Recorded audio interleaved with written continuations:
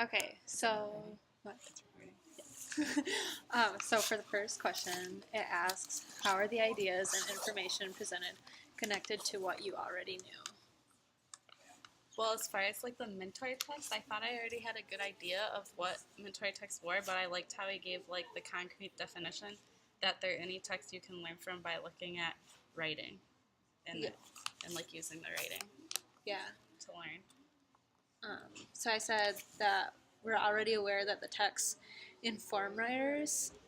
So that's something that he talked about, was that like you're using the text to inform writers about different styles and not actually like what it's saying.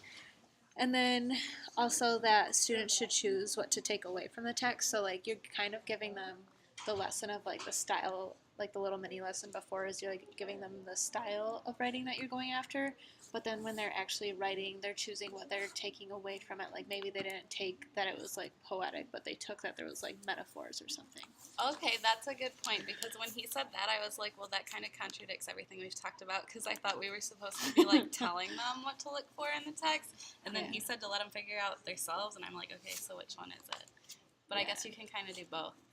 Yeah, I think like the kids would, I feel like they would make the choice on doing that, because then you're giving them the free time to write. And I remember Amy and Carrie were saying how like the students, even though they like you just talked about something, they might use that later instead of using it for the writing that they're doing right there. Like it might not be an immediate thing that they implement, but they will eventually. Yeah. Okay, so second question. What new ideas did you get that extended or pushed your thinking in new directions?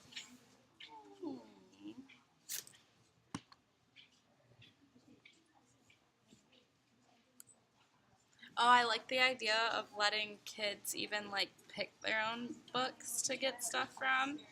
And because he said like to let the kids find things for themselves, and that might be different than what you pick. So maybe they could just like tell them to like look at their own books for styles that they might want to copy in their own writing. Yeah, I feel like that's really important.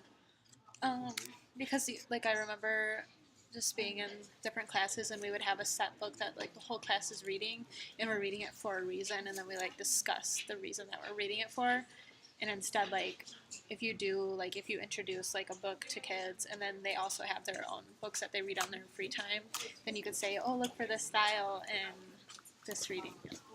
Yeah, I think it would be important to tell them to like look for the styles. Like they probably wouldn't do it on their own in elementary school, because I know like now that we're older, like I'll copy styles from books that I read and stuff, but I don't think that I was doing that in elementary school. Yeah, I wonder if you could probably have like an anchor chart somewhere up on the classroom like wall that says, in your writing when you see or in your reading when you see the author use like different sayings for, instead of saying just said all the time, they could put like a blue sticky note.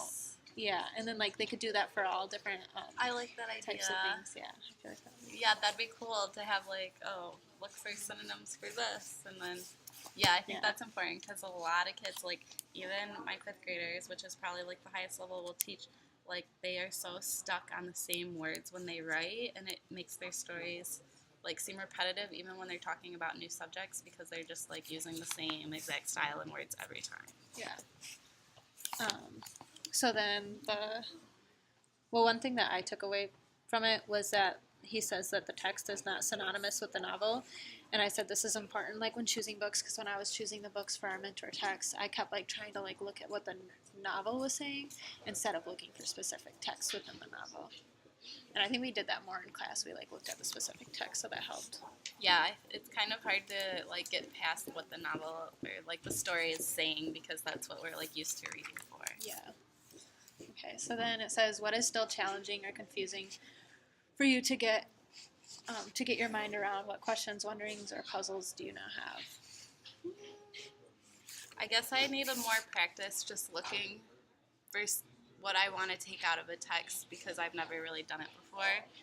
So I think I need to practice like when I'm reading, like, oh, this would be a good thing to use in a mini lesson, because it's not an automatic thing for me. I feel the same way. I don't like consciously make those decisions to look at. And that was one of my questions, kind of like that. it was that are the impacts or like the changes to writing styles that kids use, like if they use the styles within their own writing, are they like conscious choices all the time, or like I'm wondering if you'll see it happening without them even noting that they're doing it. Like if you went back and had a discussion with them, like, oh, I see you did this here. Did you like know that you did that? Or like I don't know. That's a good 'Cause I feel point. like Yeah, because it Anyway. seems like especially once you've been writing for a long time, it kind of comes naturally. So maybe they could, by the end of the year, they would be using the stuff from the beginning of the year subconsciously, but probably the newer stuff they have to make more of an effort for. Yeah. Okay. And then it says, what texts have been mentor texts for you? I don't know if you ever took the class. I think it was English 342. And he had he kind of did like mentor text for the whole class. Like he'd have us read a short story and then be like, okay, like model your writing after this writing. Oh, okay. So like looking back, it was almost like he was using mentor text with us as adults and like to influence our writing. That's really cool. I didn't take that class. Is that short stories? Yeah, Okay. I think so. Or it was called like the book we read was called The Fourth Genre, and it was like an anthology of short stories. Oh, okay. And he'd just give us one each week to read and write about, like That's right cool. after. He did that. I don't know if I've ever had any. I can think of like styles of writing that I've liked. Like this last year, I took TE405, so it was like the children's book one, and I read a graphic novel that I really liked, and I've never like liked graphic novels or went after that, but it's more interesting to me now the style that author chose to write in, because it wasn't just like little blurbs that the people were saying, like they had text in the background of the pictures too, so I thought that was kind of Really? cool. Yeah. So it kind of introduced like a new style for you to potentially write in the future. Yeah. Maybe one day I'll be reading graphic novels by you. Famous author. Okay.